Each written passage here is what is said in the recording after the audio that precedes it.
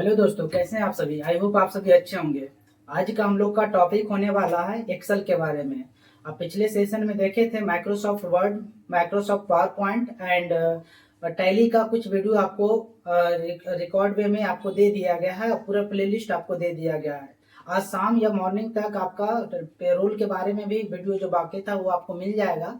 And आज का जो हम लोग का टॉपिक है वो एक्सेल के बारे में है। तो चलिए शुरू करते हैं बिना समय गवाए। एक्सेल के बारे में कंप्लीट जानकारी धीरे धीरे सीरीज बाय सीरीज हम लोग को देखने के लिए मिलेगा, आपको टॉपिक बाय टॉपिक।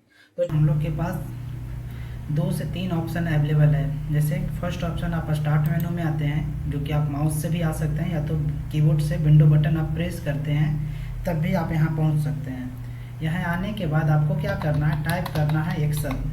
जैसे ही आप एक्सेल टाइप करते हैं आपके सामने इंटरफेस सामने मिल जाता है, बस आपको यहाँ क्लिक कर देना है। क्लिक करने के बाद आप देखते हैं कि आपका एक्सेल एक्टिवेट हो चुका है, यानी ओपन हो चुका है।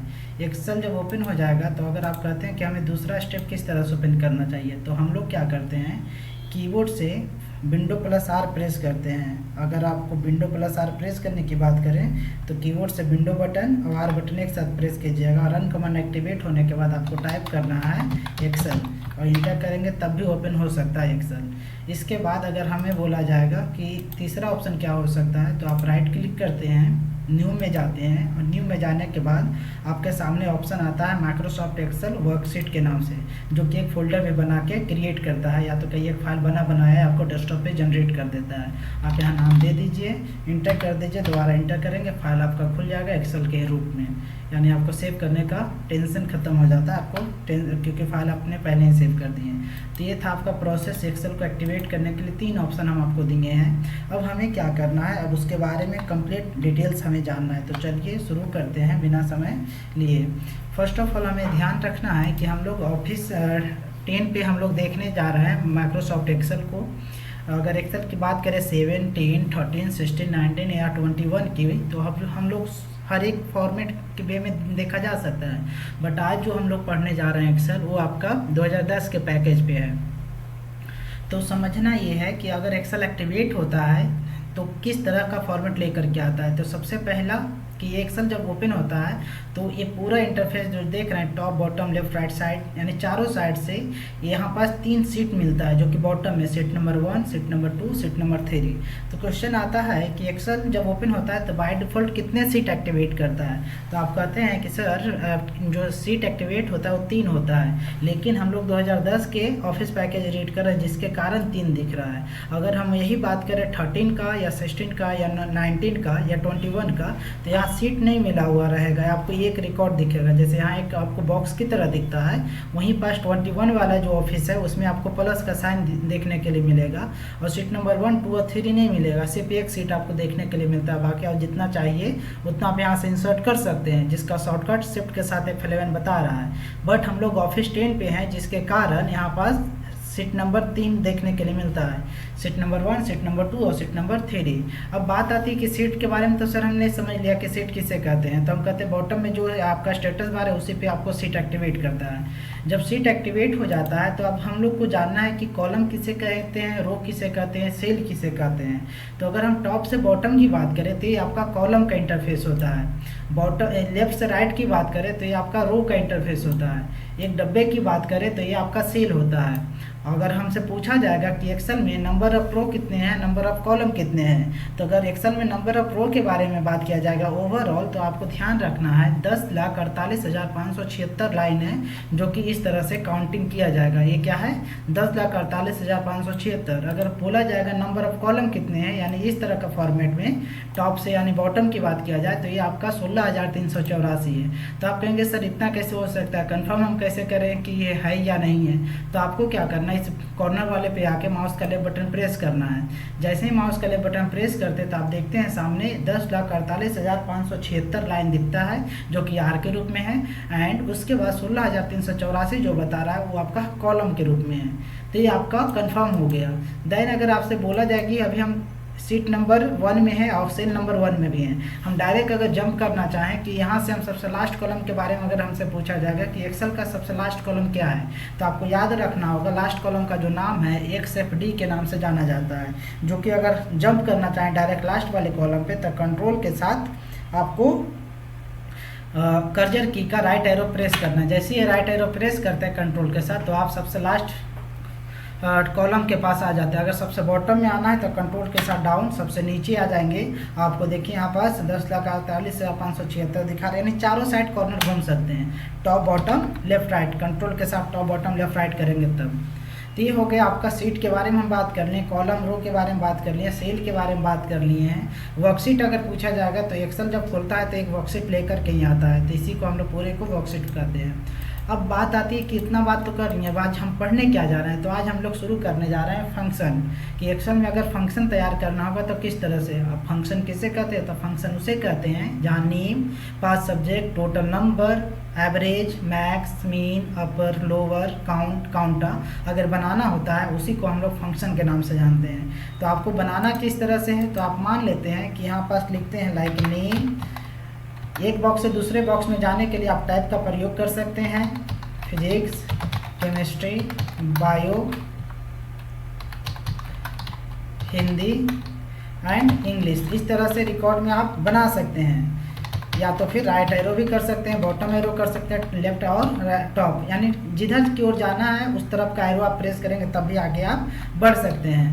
टोटल इस तरह से रिकॉर्ड, परसेंटेज यानी एवरेज, फिर हम लोग लिखते हैं मैक्स, फिर लिखते हैं मीन, फिर लिखते हैं अपर, लोअर, काउंट एंड काउंटर। तो इस तरह से हम फॉर्मेट बनाने का काम करते हैं। नाम के नीचे लिख लेंगे राम। एक बॉक्स से दूसरे बॉक्स में हम जाने के लिए हम टाइप का प्रयोग कर रहे हैं, ये बात आप ध्यान में रखेंगे। या तो राइट एरो कर सकते हैं, जो भी सब्जेक्ट है उसमें जो भी स्टूडेंट जितना नंबर लाएँ उतना नंबर आप मेंशन करेंगे। इस तरह से बारी बारी हम सारे बॉक्स में नंबर को मेंशन कर सकते हैं। तो ये हुआ आपका फॉर्मेट बनाने का तरीका। बट आपको हम बनाने के लिए बता दिए हैं, लेकिन मेरा फाइल ऑलरेडी बना हुआ है आप लोग के लिए। तो चलिए अब उस फाइल को हम डायरेक्ट ओपन करते हैं। अगर उस फाइल को ओपन करने की अगर बात करें तो डायरेक्ट इस फाइल का चुनाव करेंगे एंड ओपन करेंगे। जैसे ओपन करेंगे तो आप देख सकते हैं मेरा फाइल ऑलरेडी बना हुआ है। अब हम डायरेक्ट आपको इस पर एंट्री करके दिखाते हैं। तो जैसा कि यहाँ पास रोहन का एक डाटा बना हुआ जो कि छूट गया है, इसमें भी नंबर आप दे सकते हैं, जो भी नंबर आपको देना है। नंबर देने के बाद अब यहाँ से बात आती है जोड़ने के लिए। तो जोड़ने का रिकॉर्ड यहाँ पास फाइनल बनता है। तो सबसे पहले हमें क्या करना है, फार्मूला जो है एक्सेल में जोड़ने के लिए जिसको सम के नाम से जानते हैं, तो आप कीबोर्ड से इक्वल करेंगे और लिखेंगे खुद से सम। सम लिखने के बाद एक डायलॉग बॉक्स ओपन होता है। यहाँ पर एक बात ध्यान रखना है, आपके पास 2 ऑप्शन अवेलेबल है। और या तो शिफ्ट के साथ ओपन ब्रैकेट कीजिए, जो कि शिफ्ट के साथ 9 प्रेस करने के बाद आता है, या तो टाइप कीजिए। ये दोनों ऑप्शन में से कोई एक ऑप्शन आप प्रेस करेंगे, उसके बाद ही आपका जो सजेशन ये आ रहा है ये सजेशन आना बंद करेगा। ये चीज़ ध्यान में रखना है। तो बेस्ट हमारे लिए टैब है, बाकी आप देख लीजिए आपको जो सही लगता है आप कर सकते हैं। अगर ओपन ब्रैकेट करने के लिए आपको लगता है कि शिफ्ट के साथ 9 प्रेस करते तब सही है तो आप वो भी कर सकते हैं, या तो टाइप बटन भी कर सकते हैं। करने के बाद यहाँ सजेशन में आया कि नंबर का सिलेक्शन करने का रहा है, तो हम कहते हैं कि मेरा सब्जेक्ट शुरू हो रहा है फिजिक्स का, राम का नाम से जो डाटा है, तो हम यहाँ क्लिक करते हैं। तो यहाँ एक चीज़ कई बार स्टूडेंट कन्फ्यूजन में होते हैं कि सर B2 कहाँ से आया। तो ध्यान रखिए B जो है एक कॉलम का डाटा है और 2 जो है वो रो का डाटा, यानी B है जो कॉलम है और 2 है जो नंबर है। तो आप अगर यहाँ से शुरू कर रहे हैं तो माउस का लेफ्ट बटन होल्ड करते उस लाइन का पूरा सिलेक्शन कर लीजिएगा जहाँ तक आपको जोड़ना है। लाइक अगर यहाँ तक जोड़ना होता है तो यहाँ तक सिलेक्शन करते हैं, नीचे का डाटा रहता तो नीचे, लेकिन हमें 5 सब्जेक्ट पकड़ना था जो कि ऑलरेडी बनाए हैं हम। जब सिलेक्शन कर लेते हैं तो यहाँ पास देखने के लिए आपको मिलता है B2 कॉलन साइन F2, यानी एक्सेल में जब 2 सेलों को जोड़ा जाता है या तो सिलेक्शन किया जाता है तो उसके बीच में जो सिंबल काम करता है इससे हम लोग कॉलन के नाम से जानते हैं। तो B2 से 20 कॉलम से शुरू हुआ है और F तक आया है, तो उसी को बोला गया B2 कॉलन साइन F2। आप चाहें तो शिफ्ट के साथ 0 करके ब्रैकेट बंद करके और इंटर करेंगे तब भी रिजल्ट मिलेगा, या तो फिर आप ब्रैकेट ना बंद करके इंटर करते हैं तब भी रिजल्ट मिलेगा, उसके लिए कोई दिक्कत नहीं है। तो आप कह सकते हैं कि सर जोड़ने के लिए फार्मूला अब हमें याद हो गया है कि इक्वल करना है, सम करना है और टाइप करना है, और उसके बाद 5 सब्जेक्ट का सिलेक्शन करना है। माउस वाले बटन को पहले प्रेस करके होल्ड करते हुए आगे जाएंगे तो सिलेक्शन मिल जाता है, इंटर कर देंगे रिकॉर्ड आ जाएगा। या तो फिर आप कहते हैं कि सर इक्वल करके सम करके टाइप करते हैं, हमको शॉर्टकट चाहिए, अगर माउस प्रॉपर काम नहीं करेगा तब क्या कर सकते हैं। तो आपको ध्यान रखना है कि आपको जहाँ से सिलेक्शन शुरू करना वहाँ पहले क्लिक कर लीजिए और कीबोर्ड से शिफ्ट बटन को होल्ड कीजिए, यानी प्रेस किए रखिए रखिए, दबाए रखिए। आपको लास्ट सिलेक्शन जहाँ करना वहाँ जाके खाली माउस से लेफ्ट बटन क्लिक कर दीजिए, आपको सिलेक्शन मिल जाएगा। इंटर करेंगे तो आपका रिजल्ट सामने। फिर से इक्वल करके सम करते हैं, टैब करते हैं। एक और सिलेक्शन करने का तरीका है, डायरेक्ट आप जहाँ से सिलेक्शन करना है, जैसे मान लेते हैं हमको यहाँ से सिलेक्शन करना है, क्लिक कर लिए और शिफ्ट बटन को होल्ड करके कीबोर्ड से राइट एरो अगर करेंगे, क्योंकि मेरा कर्सर लेफ्ट था तो हम लेफ्ट से राइट की ओर आए, तो शिफ्ट के साथ राइट एरो किया, पास सब्जेक्ट का सिलेक्शन मिल गया। इंटर करेंगे, रिकॉर्ड आपके सामने आएगा। तो इस तरह से हम सिलेक्शन बनाने का काम करते हैं। आप तीनों फॉर्मेट आपको हम दे चुके हैं, आप जैसे सही लगे वो आप कर लीजिए। अब बात आती है परसेंटेज के लिए, तो परसेंटेज का फार्मूला जो है होता है एवरेज होता है। पूरा मीनिंग लिखने का ज़रूरत आपको नहीं होता है, आप एवरेज लिखिए, कुछ सजेशन आएगा, आप डाउन एरो करके उस फार्मूला के पास पहुंचिए और टाइप कीजिए। टाइप करने के बाद अपने स्टूडेंट का पास सब्जेक्ट का सिलेक्शन करना है, ध्यान रहे टोटल नंबर से कोई मतलब नहीं है। और इंटर करेंगे, रिकॉर्ड आपके सामने आ जाएगा परसेंटेज का। इस तरह से आपको बारी बारी सभी का निकाल लेना है। शॉर्टकट की अगर बात करें तो एक का रिजल्ट हम निकालने के बाद हम चाहेंगे तो शॉर्टकट तरीके से भी बना सकते हैं। नॉर्मल प्लस का साइन बनने देंगे कॉर्नर पे, और माउस का लेफ्ट बटन को होल्ड करके नीचे खींचना है, यानी माउस को दबाते हुए नीचे खींचिएगा, तब भी रिकॉर्ड आ जाएगा। और या तो फिर इसका एक और शॉर्टकट हम आपको बता देते हैं, एक का रिजल्ट हम निकालें और नॉर्मल आप आराम से सिलेक्शन कर लीजिए और कीबोर्ड से कंट्रोल डी करेंगे, तब भी रिकॉर्ड सबका आ जाएगा। लेकिन ये काम तब करना है जब फार्मूला आपको याद हो जाता है। अगला फार्मूला आता है आपका मैक्स के नाम से, तो मैक्स टैब, फिर से अपने स्टूडेंट का पास सब्जेक्ट का सिलेक्शन और इंटर करेंगे, रिकॉर्ड सामने। और सेम प्रोसेस, ये प्लस यहाँ पास एक बार पहले निकालने के बाद आगे बढ़े थे, नॉर्मल सिलेक्शन करते हैं, प्लस का साइन बनता है, डाउन एरो करके ड्रैग करेंगे। मीन का काम करना है, सेम प्रोसेस के साथ आगे बढ़ना है, पास सब्जेक्ट का सिलेक्शन और इंटर करेंगे, रिकॉर्ड आपके सामने। फिर से आप नॉर्मल सिलेक्शन करके कर लेंगे डाटा और कंट्रोल डी करेंगे, रिकॉर्ड आपके सामने आएगा। अब बात आती है अपर का, लोअर का, काउंट और काउंटा का। या तो कहिए कि सर टोटल में हम लोग सीखें जोड़ने के लिए, परसेंटेज है यानी एवरेज, मैक्स यानी सबसे बड़ा वैल्यू, पास सब्जेक्ट में जो भी स्टूडेंट का सबसे बड़ा वैल्यू यानी जिस सब्जेक्ट में सबसे ज़्यादा नंबर है वो सब्जेक्ट का मैक्सिमम बनता है, मिनिमम होता है सबसे कम नंबर का। अपर का काम क्या होगा, तो आप कहते हैं कि अपर का काम होता है किसी भी टेक्स्ट को स्मॉल को कैपिटल में बदलने के लिए। तो हमारा टेक्स्ट जो है ए नंबर वाले कॉलम में लिखा हुआ था, हम यहाँ आए सिलेक्शन किए, इंटर करते हैं, तो आप देखते हैं यहाँ राम जो लिखा हुआ आर कैपिटल है, बाकी स्मॉल है। लेकिन आप यहाँ जब देखते हैं तो आपको देखने के लिए मिलता है राम जो है पूरी तरह से कैपिटल लेटर में तैयार हो गया है। तो इस तरह से हम रिकॉर्ड बनाने का काम किए अपर का। उसी तरह से अगर हमको पूरे का निकालना है, मोहन, सोहन, रोहन सभी का, तो हम क्या करेंगे, उतना मेहनत अब नहीं करेंगे। अगर फार्मूला हमें याद है, हो गया है, नॉर्मल सिलेक्शन कीजिए और कंट्रोल डी कीजिए, बना बनाया रिकॉर्ड सबको मिल जाएगा। लोअर की बात करते हैं तो हम करते हैं lower tab, same process, Ram का सिलेक्शन। लोअर का काम होता है कैपिटल लेटर को स्मॉल में बदलने के लिए। तो आप देख सकते हैं यार यहाँ कैपिटल था बाकी स्मॉल था, लेकिन यहाँ पूरा का पूरा आपको स्मॉल ही दिख रहा है। नॉर्मल सिलेक्शन और कंट्रोल प्लस डी। अब बात आती है काउंट का, तो इक्वल करके काउंट करेंगे, टैब करेंगे, अपने नाम से लेकर के लोअर तक का हम सिलेक्शन कर रहे हैं और इंटर करेंगे, तो आप देखेंगे कि मेरे पास नंबर ऑफ कॉलम टोटल 12 है, लेकिन रिजल्ट में 9 आएगा, क्योंकि काउंट सिर्फ नंबर को देखता है, लेटर को नहीं देखता। लेकिन आपके रेंज में अपर, लोअर और नेम क्या है, लेटर है, इसलिए आपको उसका रिकॉर्ड नहीं देखने के लिए मिलता है। अब सबका मैंने समान ही आएगा। उसी के बड़ा भाई आप कह सकते हैं जिसका नाम है काउंटा। काउंटा का कहना है कि आप जितना रेंज का सिलेक्शन करेंगे उसके अकॉर्डिंग आपको पूरे का डाटा मिलेगा, यानी लेटर भी नंबर भी सब कोई जोड़ता है। तो आपसे पूछा जाएगा कि what is the difference between count and counta या काउंट एंड काउंटा, तो आप कहेंगे कि रिकॉर्ड में अगर काउंट की बात किया जाए, काउंट की अगर बात किया जाए तो काउंट सिर्फ नंबर को देखता है और काउंटे नंबर और लेटर दोनों को देखता है। तो ये था आपका फंक्शन का कहानी, जो कि हम लोग कंप्लीट कर लेते हैं। अगले डेटा में हमें देखने के लिए मिलेगा काउंट ब्लैंक, ठीक है।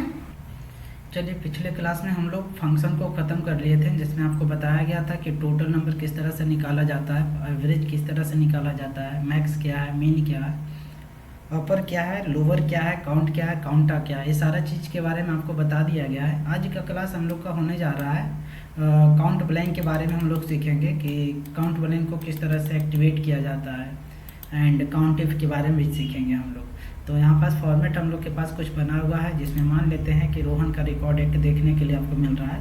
तो हम मान लेते हैं रोहन में एक नंबर देते हैं, बाकी में कुछ डब्बा खाली रख लेते हैं। ध्यान रहे कि जो डब्बा खाली है उसी का रिकॉर्ड आएगा, जिस डब्बा में डाटा है उसका रिकॉर्ड वो नहीं देता है।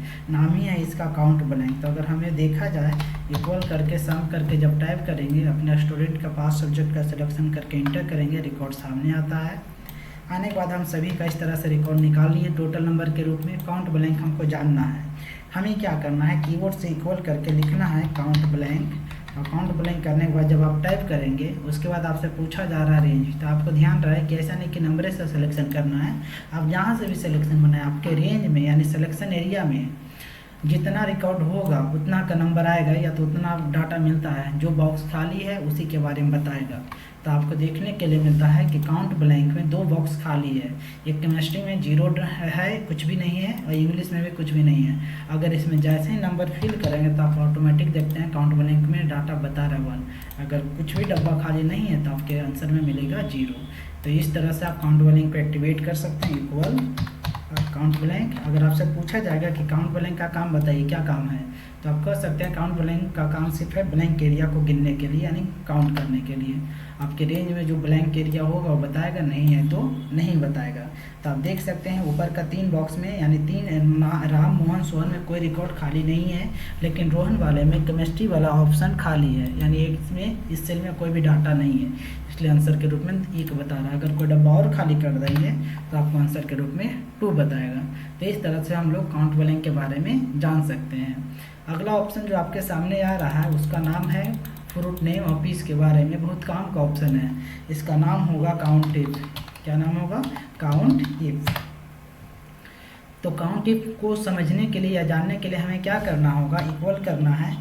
इक्वल करने के बाद फार्मूला लगाएंगे काउंट इफ का और टाइप करेंगे।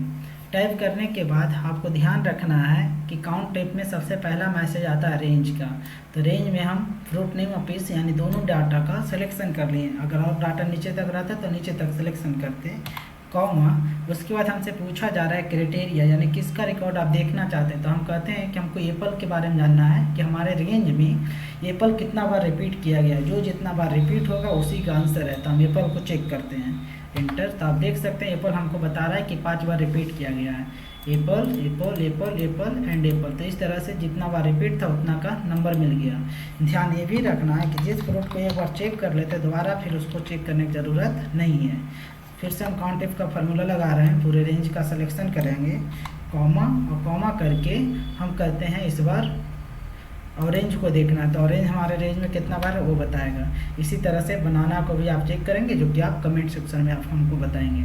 तो ये था आपका काउंट इफ का कहानी। अगर आप कहते हैं कि सर एप्पल तो आपने गिन लिए हैं लेकिन पीस का कोई रोल तो हुआ नहीं, तो पीस बस आपको एग्जांपल को समझने के लिए दिया गया है कि काउंट इफ में किस तरह से वो काम करता है। इसी काउंट इफ से हम लोग अटेंडेंस शीट भी तैयार करने का काम करते हैं। तो अटेंडेंस शीट कैसे तैयार किया जाएगा, तो आइए हम लोग शीट नंबर 2 में करके देखते हैं कि अटेंडेंस का काम किस तरह से। क्लास में हम लोग देख लिए थे कि यहाँ पास काउंट इफ का काम क्या होता है।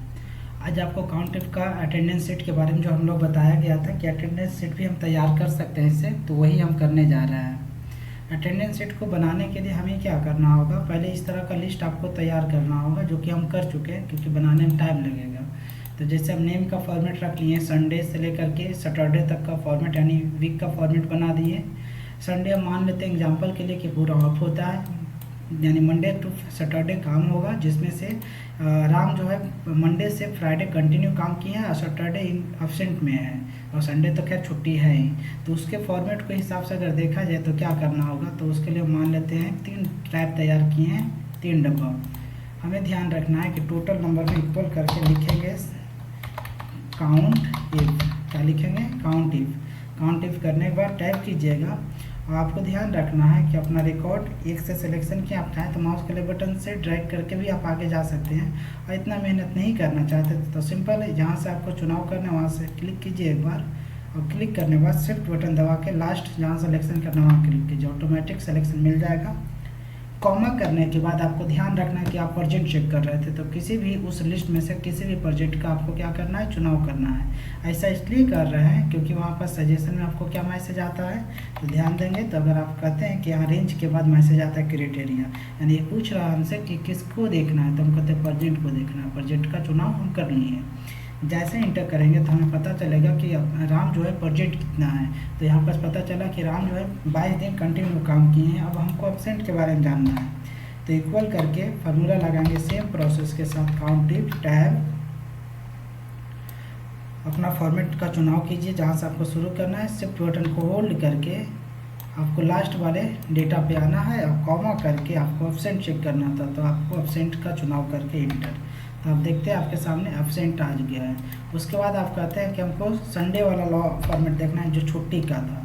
सेम प्रोसेस, काउंटिव टैब, और उसके बाद वापस सिलेक्शन करने के बाद शिफ्ट बटन को होल्ड करके लास्ट वाले सिलेक्शन करके कॉमा। इस बार मान लेते हैं ऑफ वाला जो डाटा, तो हम संडे वाला फॉर्मेट बना दिए, इंटर करेंगे तो रिकॉर्ड के रूप में प्रेजेंट, एब्सेंट और जो छुट्टी वाला लिस्ट था यानी संडे वाला लिस्ट है वो आपके सामने मिल गया। तो पता चला कि 22 दिन जो है राम एक व्यक्ति है जो कि काम किया है कंटिन्यू। 4 दिन ही छुट्टी लिए हैं और 5 दिन जो है कि आपका कंपनी की तरफ से छुट्टी है। तो ये रहा रिकॉर्ड। बाकी सबको बनाने की ज़रूरत है। Normal selection Ctrl+D, normal selection इसका भी करेंगे और Ctrl+D कर देंगे। बाकी जिसका जो बदलाव आपको करना है, जब बदलाव करेंगे तो आपको रिकॉर्ड अभी ऑटोमेटिक सामने आएगा, क्योंकि अभी सबका कॉपी पेस्ट का कहानी है। जैसे मान लेते हैं कि इसका रिकॉर्ड में हम एब्सेंट दिखा देते हैं, एब्सेंट। तो आप देख सकते हैं यहाँ पास रिकॉर्ड में डाटा आपके सामने मिलेगा। Ctrl+Z से वापस। तो आप जैसे चाहें वैसे आप कर सकते हैं, कोई दिक्कत नहीं है। तो ये था फॉर्मेट अटेंडेंस शीट के रूप के में बनाने के लिए, जो कि हम लोग देख चुके हैं। काउंटिव आपका हुआ समाप्त। काउंटिव का फॉर्मेट हम यहाँ आपको बता चुके थे, फिर से एक बार देख लीजिए। काउंटिव करते हैं, टाइप करते हैं, पहले मैसेज आता रेंज, तो रेंज में बस ध्यान रखना अपना रेंज का चुनाव और उसके क्राइटेरिया के यानी जिसका देखना उसका चुनाव। इंटर करते हैं, रिकॉर्ड आपके सामने। अगला फार्मूला जो आ रहा है आपके सामने है इफ फंक्शन, जिसमें हम लोग सीखने वाले हैं यहाँ पास डिवीजन कैसे तैयार किया जाता है, यानी बोर्ड के हिसाब से अगर नंबर को सेटअप किया जाएगा तो किस रूप में किया जाना चाहिए, वो चीज़ हमें करना पड़ेगा। तो चलिए शुरू करते हैं इफ फंक्शन। इफ फंक्शन को जानने के लिए हमें क्या करना होगा, तो हम कहते हैं कि इफ फंक्शन को जानने के लिए हम फार्मूला लगाते हैं इक्वल इफ टैब। ध्यान रहे मैसेज आता है पहले लॉजिकल, तो लॉजिकल में आपने टोटल नंबर को सिलेक्शन करना है, पास सब्जेक्ट का नहीं है, स्टूडेंट का टोटल नंबर। उसके बाद शिफ्ट के साथ ग्रेटर देन का साइन देंगे। शिफ्ट के साथ जब ग्रेटर देन का साइन देंगे उसके बाद आपको जितना नंबर पे फर्स्ट डिवीजन बनाना उतना नंबर आप सेट करेंगे। तो मान लेते हैं एग्जांपल के लिए कि 300 पे आपको डाटा तैयार करना है, कॉमा इन्वर्टेड कॉमा, और लिखेंगे यहाँ पास फर्स्ट। क्या लिखेंगे? फर्स्ट।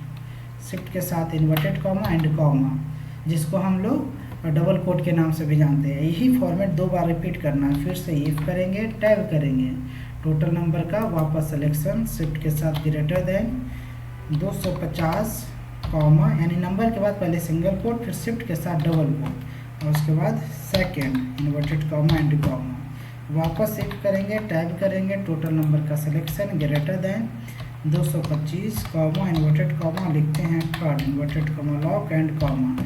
अगर आप मिलाइएगा ध्यान से तो देखेंगे कि सब जगह कॉमा इन्वर्टेड कॉमा अपने जगह पे सही है, यानी एक समान है।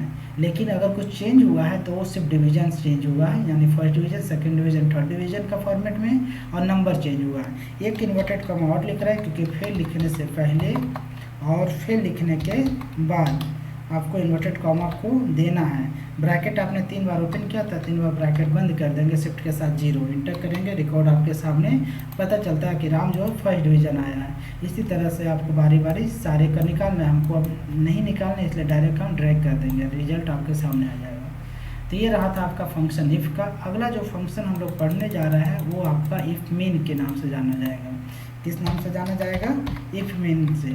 जैसे इफ सिर्फ डिवीजन बताता है, first division, second division, third division, लेकिन जो इफ मीन है वो आपको ओवरऑल डिटेल्स आपको प्रोवाइड करता है, यानी वो डिवीजन का भी काम करके देगा। अगर कोई स्टूडेंट पासिंग नंबर से कम लाएगा तो फेल भी होने का चांस है, तो उसी के लिए इफ मीन बनाते हैं। तो सबसे पहले हमें क्या करना होगा, इक्वल करना होगा, इफ करके टैब, मीन करने के बाद टैब, और उसके बाद अपने स्टूडेंट के पास सब्जेक्ट को पहले सिलेक्शन कीजिए, क्योंकि सजेशन में आपको एग्जांपल नंबर क्या आया है।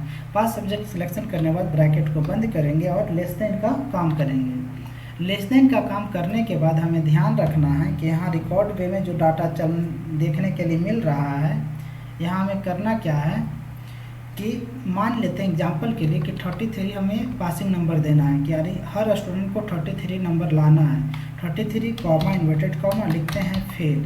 अगर हम फेल लिखते हैं उसके बाद इन्वर्टेड कॉमा एंड कॉमा, तो यही इतना आपका एडिशनल है। जो भी काम था यही इतना एडिशनल है। बाकी जो डाटा अब आने वाला है वो आपका क्या है, जो अभी आप पिछले क्लास में इफ़ पढ़े थे उसी का डाटा है। तो हमको वापस अब इफ़ का फार्मूला लगाना पड़ेगा, टाइप करना पड़ेगा मैसेज, वही सेम प्रोसेस रिपीट, लॉजिकल यानी टोटल नंबर का सिलेक्शन शिफ्ट के साथ ग्रेटर देन, एंड उसके बाद 300 कॉमा शिफ्ट के साथ डबल कोट यानी इन्वर्टेड कॉमा, और लिखते हैं यहाँ पास first inverted comma and comma. यही काम आपको 2 टाइम्स अभी और करना है, एक बार सेकेंड डिवीजन के लिए, एक बार थर्ड डिवीजन के लिए। वापस इफ टैब टोटल नंबर का selection greater than 250 comma inverted comma, और लिखते हैं यहाँ पास second inverted comma lock and comma. वापस इफ करते हैं, टाइप करते हैं टोटल नंबर का selection greater than 225 comma inverted comma, और लिखते हैं third inverted comma and comma inverted comma. कई बार स्टूडेंट कंफ्यूज हो जाते हैं इसी कॉमा इन्वर्टेड कॉमा में, तो इसमें ध्यान रखना है कि बस नंबर जब आएगा तो सिंगल कोट, उसके बाद डबल कोट, और डिवीजन आएगा तो पहले डबल कोट और उसके बाद सिंगल कोट। यानी आप कह सकते हैं जो बिफोर है वो आफ्टर में बदलता है, और जो आफ्टर है वो बिफोर में बदलता है। ब्रैकेट आपने 3 बार ओपन किया इफ के हिसाब से, एक इफ आप पहले ही यूज किए थे, यानी 4 बार ब्रैकेट बंद होगा। इफ में ब्रैकेट 3 बार, इफ में ब्रैकेट 4 बार। इंटर करेंगे पता चल जाएगा फर्स्ट डिवीजन। अगर चेक करना चाहते हैं कि सच में फर्स्ट डिवीजन है कि नहीं, तो अभी 300 नंबर के हिसाब से डिवीजन फर्स्ट है। लेकिन अगर देखें बायो में 35 नंबर, अगर गलती से 32 नंबर आएगा तो 298 नंबर होने के बाद भी क्या होगा, फेल हो जाएगा। इसलिए इस बात को ध्यान में रखना है कि पासिंग नंबर होना हर स्टूडेंट को ज़रूरी है। ये आपको रिकमेंड करता है कि ये डिवीज़न तो दे ही रहा है, साथ में ये भी कहता है कि हर स्टूडेंट को पासिंग नंबर चाहिए। अगर पासिंग नंबर से फेल अगर कोई भी स्टूडेंट आएंगे तो ऐसे केस में क्या होगा, फेल हो जाएंगे। यानी एक नंबर भी कम रहा तो क्या होगा, वो फेल हो जाएगा। देखिए मोहन जो है 341 नंबर है, लेकिन एक नंबर कम आया है इंग्लिश में, यानी 33 पासिंग नंबर चाहिए था लेकिन कम है, जिसके कारण क्या होंगे, फेल हो जाएंगे। तो ये है फॉर्मेट आपका, जैसे 33 आएगा पास हो जाएगा। ऐसे बोर्ड तो आप 3 से 4 जो है ग्रेस मार्क आपको दे रहा है जिससे पास आउट हो जाता है, लेकिन इस फॉर्मेट के हिसाब से आपको इस चीज़ को फॉलो करना होता है। तो ये रहा था आपका इफ मीन का कहानी। अगला फॉर्मेट अब हम लोग को चलने वाला है वो है आपका सम इफ का, यानी अगला सिलेबस सम इफ है। सम इफ में आप ऐसे समझ लीजिए कि आपके पास एक ब्रांच है जिसका डाटा है जो डिफरेंट है, या तो कहीं एक कंपनी है जिसका ब्रांच डिफरेंट है, जिसमें आपको जानना है कि जनवरी मंथ में किस ब्रांच से कितना का ट्रांजैक्शन किया गया है। तो बस इक्वल करके फार्मूला लगाएंगे सम इफ। हम फॉर्मेट बना लेंगे, आपको फॉर्मेट बनाना होगा तो बस देख करके फॉर्मेट आप तैयार कर लीजिएगा, उसके बाद फार्मूला लगाइएगा। हमारा फॉर्मेट बना हुआ है इसलिए हमें बनाने की ज़रूरत नहीं पड़ रहा है, क्योंकि फॉर्मेट अगर बनाते हैं तो समय लगता है, इसलिए हम समय को ज़्यादा बर्बाद नहीं करना चाह रहे हैं, उस समय को देखते हम काम कर रहे हैं, इसलिए फॉर्मेट पहले बनाए ताकि वीडियो भी ज़्यादा लंबा ना हो। तो हेडिंग आता है रेंज में, यहाँ पर सम इफ का। सम इफ में ध्यान रखना कि सबसे पहला काम होगा मंथ और सेल्स का सिलेक्शन करके कॉमा करना। जब मंथ और सेल्स का सिलेक्शन करके कॉमा करते हैं तो बात आती है क्राइटेरिया का, यानी किसका रिकॉर्ड आप चेक करना चाहते हैं। तो हम कहते हैं जनवरी मंथ का रिकॉर्ड चेक करना चाह रहे हैं कि जनवरी मंथ में रिकॉर्ड कितना आया है। वापस कॉमा, उसके बाद आता है सम रेंज यानी टोटल अमाउंट, और जैसे ही इंटर करेंगे तो रिकॉर्ड आपके सामने आया जनवरी मंथ का। अगर आप चाहें तो जोड़ सकते हैं जनवरी और जनवरी। 5000 यहाँ पास है, 7000 यहाँ है, तो 7 5 12,000 तो यहीं पास आ गया। 12,200 रुपया यहीं पास आ जाता है, और 2500 रुपया यहाँ है, यानी 12,000 तो 14,000 और 500 और 200 इधर 700, यानी 14,700 आपका जनवरी मंथ का कहानी खत्म हो गया। अब हमको जानना है फरवरी और मार्च, तो इक्वल वापस हम करेंगे सम इफ टैब, पहले रेंज का सिलेक्शन कॉमा, उसके बाद जिस महीने का रिकॉर्ड देखना उस महीने का चुनाव कॉमा, उसके बाद टोटल अमाउंट। इंटर करेंगे, रिकॉर्ड आपके सामने फरवरी का आ गया। Equal some if tab range का सिलेक्शन कॉमा, जिस महीने का देखना उस महीने का चुनाव कॉमा, और टोटल रेंज का यानी सेल्स का सिलेक्शन इंटर। बस ध्यान रहे कि जिस महीने को एक बार देख लें दोबारा उसको देखने की ज़रूरत नहीं, क्योंकि उसका रिकॉर्ड फिर वही आएगा। तो ये रहा फॉर्मेट अपना सम इफ के रूप में। उसके बाद हम लोग पढ़ने वाले हैं वी लुकअप के बारे में। वी लुकअप जो है बहुत काम का चीज़ है, आप कह सकते हैं। तो यहाँ पर वी लुकअप का फॉर्मेट बनाने के लिए हम मान लेते हैं कि हम नंबर, चलिए इसमें फॉर्मेट बना देते हैं आप लोग के सामने। जैसे 1 2 हम उतना नहीं लिखेंगे, डायरेक्ट हम कुछ सीरीज लिखें और नॉर्मल सिलेक्शन करके प्लस के साइन से ड्रैग कर लेंगे, रिकॉर्ड आपके सामने आ जाएगा। नाम जो है नाम आपको बनाना पड़ेगा, तो चलिए हम बनाते हैं राम, राज, राजू, रानू, रानू, राकेश, राजेश, रीता, सीता, गीता, सुनीता, नेहा, अंशु, एंड इस तरह से जो भी नाम आपको रखना है वो नाम आप रख सकते हैं। रमेश। तो इस तरह से हम रिकॉर्ड तैयार कर लिए हैं। रिकॉर्ड तैयार करने के बाद हमें ध्यान रखना है कि कैश अमाउंट भी देना है। तो कैश अमाउंट आप जो भी मानना है आप मान लीजिए।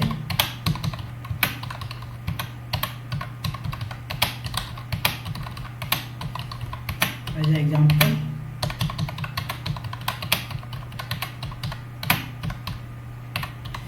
डी अमाउंट है वर्कर का, तो यहाँ पर डी अमाउंट भी कुछ दिखा दीजिए।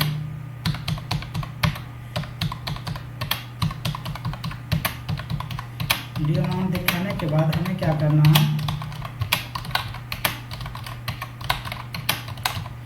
हम पहले फॉर्मेट तैयार कर लिए हैं। एज एग्जाम्पल वे में जो भी बनाना था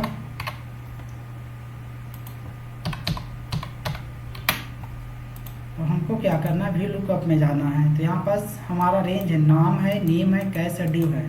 तो हमारे पास 4 कॉलम है, नंबर, नेम, कैश और ड्यू। अगर सेल पूछा जाएगा तो सेल हमारे पास 14 है। 14 है तो यहाँ पर ध्यान रखना है कि इक्वल करना है, वी लुकअप का फार्मूला लगेगा, टाइप करेंगे। लेकिन इससे पहले हमको एक सर्च नंबर बनाना पड़ेगा। वी लुकअप का काम बहुत काम का चीज़ होता है, क्योंकि कंपनी में सबसे ज़्यादा काम वी लुकअप का होता है। तो हम 1 से 14 के बीच में से किसी एक नंबर को उठा लेते हैं जो कि सर्च नंबर की तरह काम करेगा। इक्वल करके फार्मूला लगाएंगे वी लुकअप का और टाइप करेंगे। लुकअप वैल्यू में सबसे पहले हमें सर्च नंबर का सिलेक्शन करना है। सिलेक्शन करने के बाद आपको ध्यान रखना है कि कॉमा करना है। उसके बाद आता है टेबल एरे, जिसमें हम अपना रेंज का चुनाव करते हैं, जिसमें नंबर है, नेम है, कैश है और ड्यू है। वापस कॉमा करेंगे, फिर कहता है कॉलम इंडेक्स नंबर, यानी किसका रिजल्ट आप चाहते हैं। तो नंबर के लिए हम सर्च नंबर ऑलरेडी बनाए, इसलिए नंबर को कभी काउंट नहीं किया जाएगा। हम सर्च नंबर जो देंगे वो 2 देंगे। अब 2 जब देते हैं तो आपको ये ध्यान रखना है, 2 का मतलब हम राज के लिए नहीं दे रहे हैं। 2 जो है सेल को रिप्रेजेंट नहीं करता है, 2 सेल को रिप्रेजेंट नहीं करता है, 2 जो है पूरे कॉलम को रिप्रेजेंट करता है। बस ये ध्यान रखना है, ठीक है। तो 5वें नंबर पे देखिए रानू का नाम दिया हुआ है, तो रानू के डाटा आपके सामने आ जाता है। उसी तरह से हमको कैश अमाउंट भी निकालना है, तो फार्मूला लगाएंगे वी लुकअप का, लुकअप वैल्यू में सर्च नंबर का सिलेक्शन, कॉमा। बस 3 बार आपको मेहनत करना है, उसके बाद फिर मेहनत करने की ज़रूरत नहीं है। पूरी रेंज का सिलेक्शन, कॉमा, और उसके बाद कॉलम इंडेक्स नंबर, यानी जिसका रिकॉर्ड देखना है उसके बारे में। तो हम कहते हैं कि नाम हम देख चुके हैं, हमको कैश देखना है, तो हम लिखेंगे 3। जब 3 लिखेंगे तो आपको ध्यान रखना है कि 3 के सामने का अमाउंट नहीं आएगा, ऊपर जो सर्च नंबर दिया है उसके सामने का अमाउंट आपके सामने आता है। तो आप देख सकते हैं कि अमाउंट आपके सामने आ गया है। जो अमाउंट यहाँ पास आप लिखे हैं वो अमाउंट आपके सामने दिखता है। तो इस तरह से हम कैश निकाल लेंगे। अब ड्यू निकालना है, तो इक्वल करके वापस फार्मूला लगाएंगे वी लुकअप का। अब वी लुकअप करने के बाद सर्च नंबर का सिलेक्शन करके कॉमा करेंगे, पूरी रेंज का सिलेक्शन करेंगे और उसके बाद लिखते हैं 4। 4 किसको रिप्रेजेंट करेगा, तो आप कहते हैं ड्यू को, यानी ड्यू वाले कॉलम को। एंटर करेंगे तो आपका ड्यू अमाउंट सामने आ जाता है। अब आपके पास बेनिफिट ये है कि अगर मान लेते हैं कि आपके पास एक कंपनी सारा काम आप खुद से नहीं कर रहा है, तो वर्कर कंपनी में आ रहे हैं, कंपनी में से वर्कर जा भी रहे हैं, तो मंथली ये फॉर्मेट हम तैयार करेंगे। और मंथली जब फॉर्मेट तैयार करते हैं तो हमें क्या मिलता है देखने के लिए, कि मान लेते हैं कि मेरे पास ये रिकॉर्ड है जो कि जुलाई मंथ का रिकॉर्ड है। हम जानना चाह रहे हैं कि जुलाई मंथ में कितना वर्कर्स को क्या पेमेंट गया, क्या ड्यूज अमाउंट है उसके बारे में। तो हम यहाँ पास कोई फॉर्मेट हम दिखा रहे हैं, तो यहाँ पास कुछ करना नहीं है। जिस 1 से 14 के बीच में से जिसको भी देखना है उसका नंबर ऊपर लिख दीजिए। इंटर करेंगे तो पता चल जाएगा ऑटोमेटिक कि उनका नाम क्या है, उनको कैश अमाउंट आप कितना दे रहे हैं, ड्यू अमाउंट कितना दे रहा है। तो यही बेनिफिट है जिससे आप हार्डवर्क ना करके स्मार्ट वर्क कर सकते हैं। यानी कह सकते हैं कि कम समय में आप ज़्यादा काम, जैसे अगर ढूंढना पड़ता तो आपको ढूंढते, फिर नीचे आते आराम से देखते इस तरह से। अगर रिकॉर्ड लंबा रहता तब क्योंकि अपने पास अभी शॉर्ट रिकॉर्ड है, लंबा रहेगा तो देखना पड़ेगा। तो ऐसे केस में सर्च नंबर से डायरेक्ट आप काम कर लेंगे, बार बार किसी को देखने की ज़रूरत नहीं पड़ेगा या बार बार जाने की ज़रूरत नहीं पड़ेगा। आपको जो भी मेहनत करना है एक ही बार करना है। तो इस तरह का रिकॉर्ड हम बना करके VLOOKUP को करते हैं समाप्त। अब हम लोग मैथ का फार्मूला स्टार्ट करने जा रहे हैं। तो अब हम लोग अगले सेशन में मैथ का फार्मूला के बारे में बात करेंगे। आपको कहीं भी कोई डाउट होगा तो आप हमें बताएंगे कि सर यहाँ पर समझ में नहीं आया, या तो कमेंट सेक्शन में आप अपनी मैसेज छोड़ेंगे। तो चलिए।